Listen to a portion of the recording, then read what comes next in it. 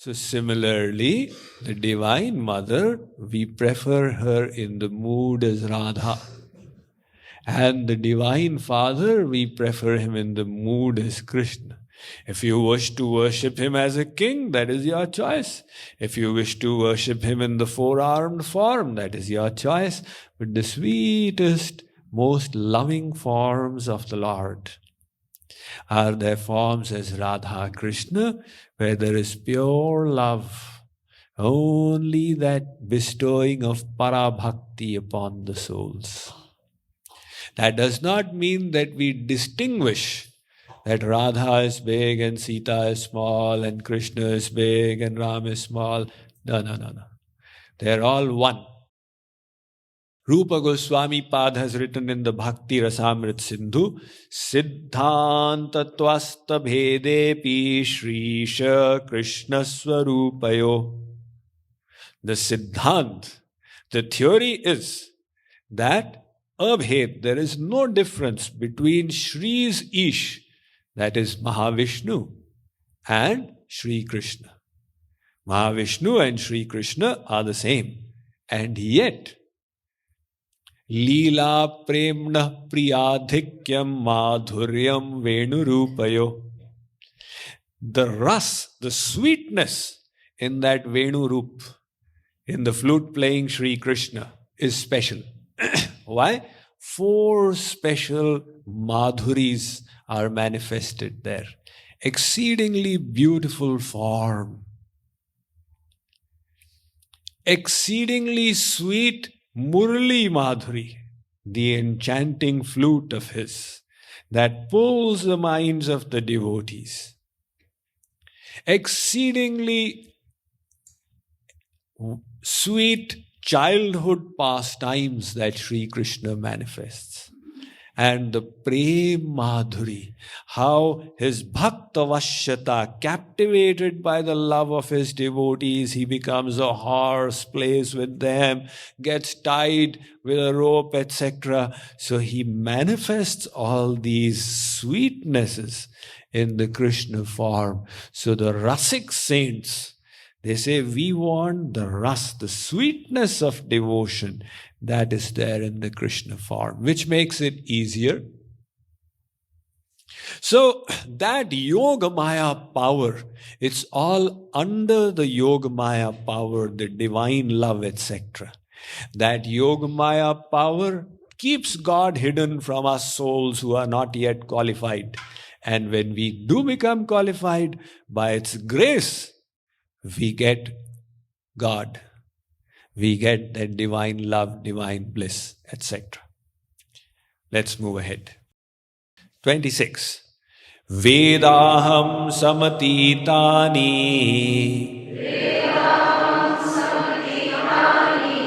vartamanani charjuna bhavishyani cha bhutani mam tu vedana kaschana.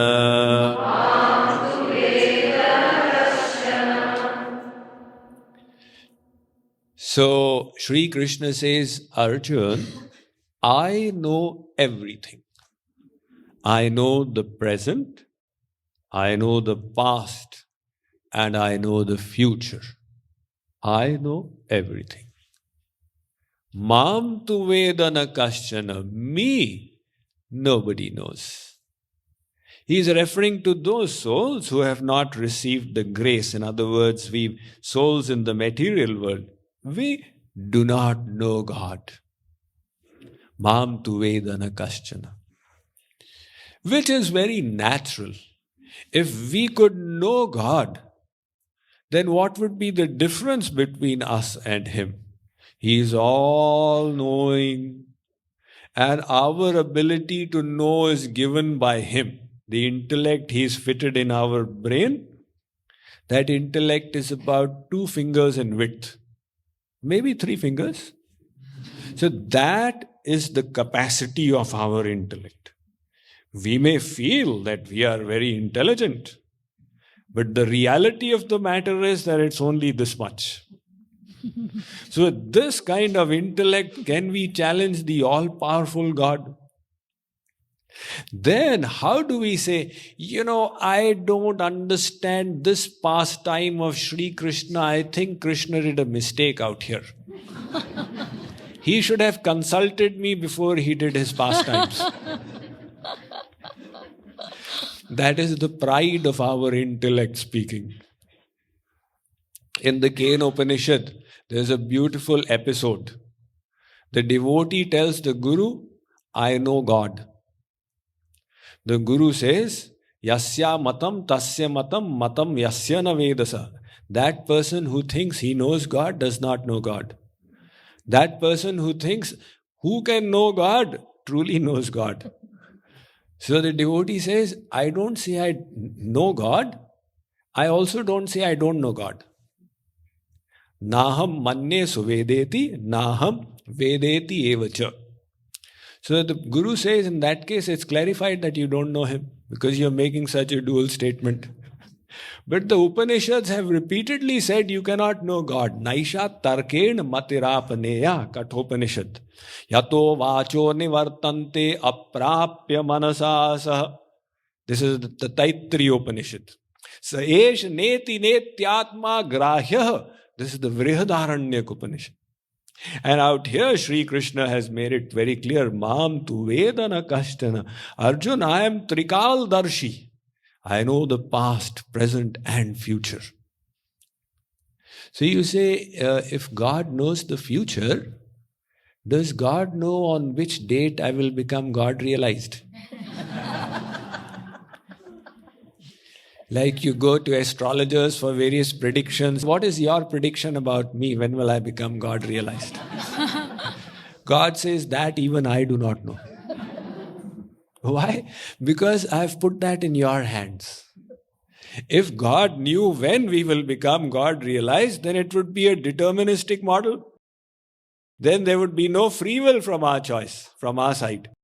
So God has given us the free will, and He is waiting for us to exercise it in His direction. So when we will become God realized, this even He doesn't know. We keep trying, and when the point is reached by the Yogmaya's grace, we will receive all those divine energies. So Shree Krishna says, Arjun, I am Trikal Darshi. Let's move ahead from this. 27. Ichha dvesha samuddhena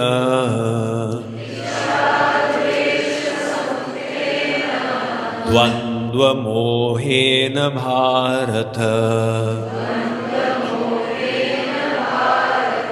sarvabhutani sammoham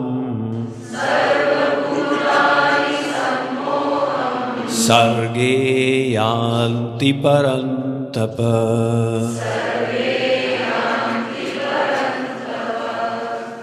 He says, Arjun, the souls of this world are deluded by all the dualities. In this world, God has made this world in such a way that it has got dualities to it. There is day and then there is the night. There is winter, but it's followed by the summer. There is rain and then there's flood and then there is drought. You feel hungry and you feel full. You become healthy and you become unhealthy. And the biggest dualities are birth and death. And between them is the field of life. So the nature of this world is that there are dualities. The Ramayana says, Jada Chetana Guna Dosha Maya Vishwa Keen Karatara. The Karatar, the creator, made this world full of two extremes. The same rose bush has got the soft flower and it has also got the pricking thorn on it. So the souls of this world are tormented by these dualities. I like this, I don't like this. So this is the cause of our torment. We would prefer to have a unidirectional world where everything is according to my liking. I like this, this is how it should be, this is how it should be. We also expect from others they should behave the way we want them to behave. So that is our expectation. We have our likes and dislikes. And the world does not conform to our likes and dislikes. So we get tormented. There is acceptance and rejection. I accept this, I reject this, accept this, reject this. This is the nature of the mind. This is what it is doing, swaying between the likes and dislikes. So Shree Krishna says, Arjun, this is going on. And the reason for this is that the soul is under illusion. It is striving for its own happiness. And it doesn't know who this own is. It is thinking the body, of course, but the mind. I am the mind. So it wants the happiness of the mind. So mind says, I'll get happiness in this. All right. I will not get happiness in this. Okay. So this is causing the attraction and the revulsion. Why? Because the soul is striving for the happiness of the mind. Now, in the next verse, he says, what do the saints do in this situation? 28. Yesham tvantagatam papam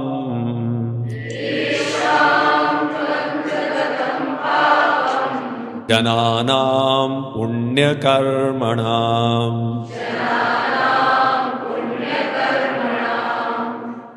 te dvandva moha nirmukta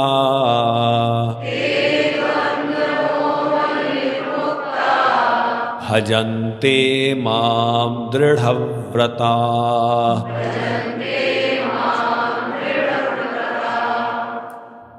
So he says, but those saints who have destroyed sinful activities and thereby cleansed their hearts, they rise above these dualities.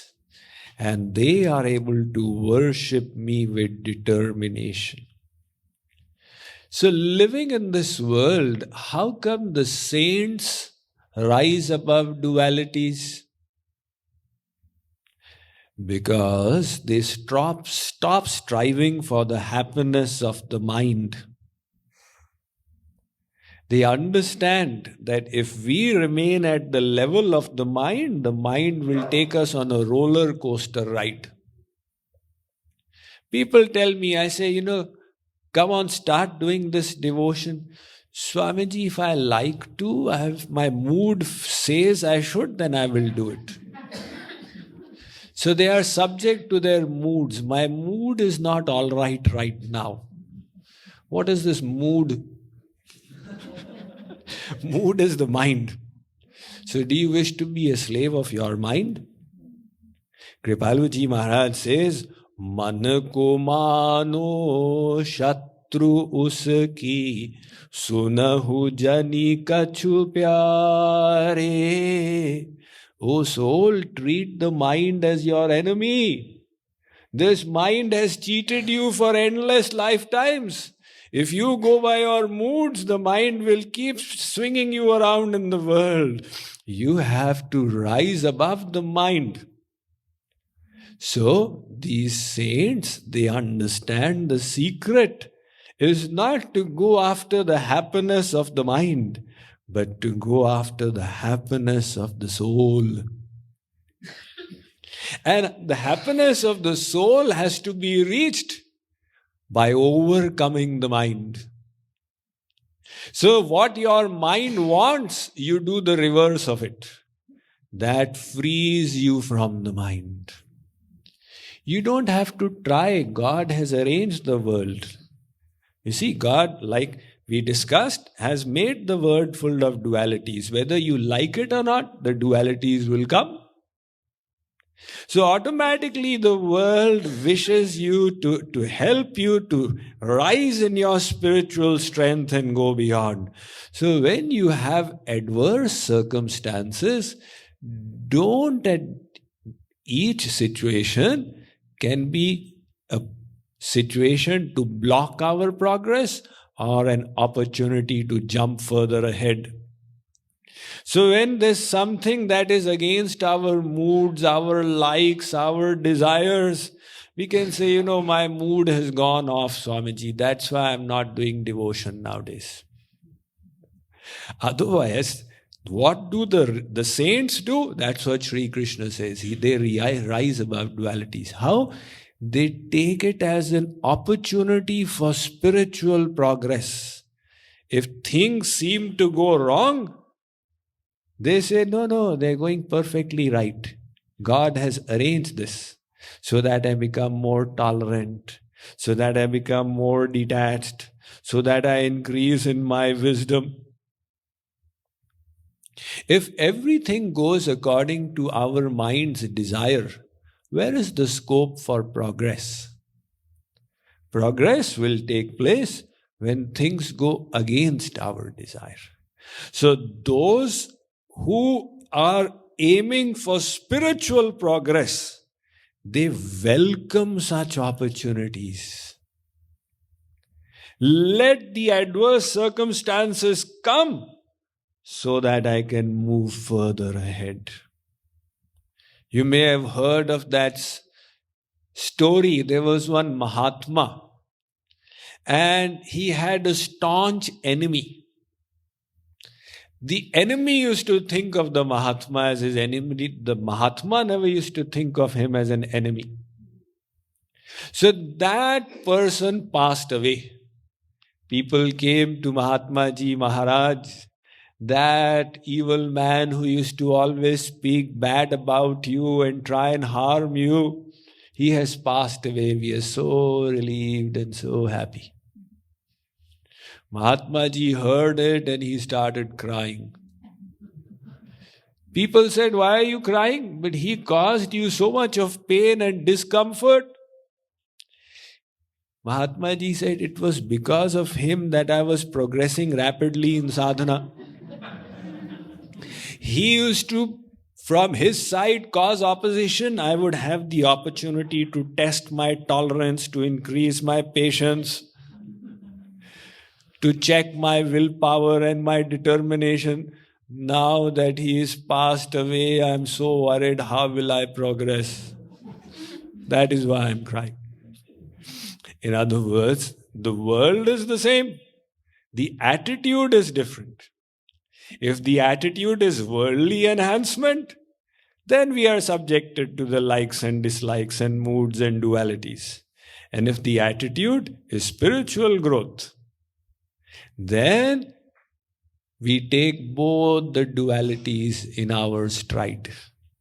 In fact, we welcome the negative existence even more than the positive.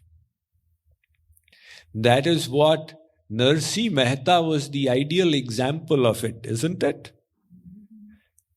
The famous saint from Gujarat, Narsi Mehta, his whole family, his house got burnt and his family died. His property got all burnt. What to do? It is all finished. So either he can sit there and mourn for the next 10 years and make excuses, how can I do devotion? My mind has got spoilt now. Guruji, I can't do devotion.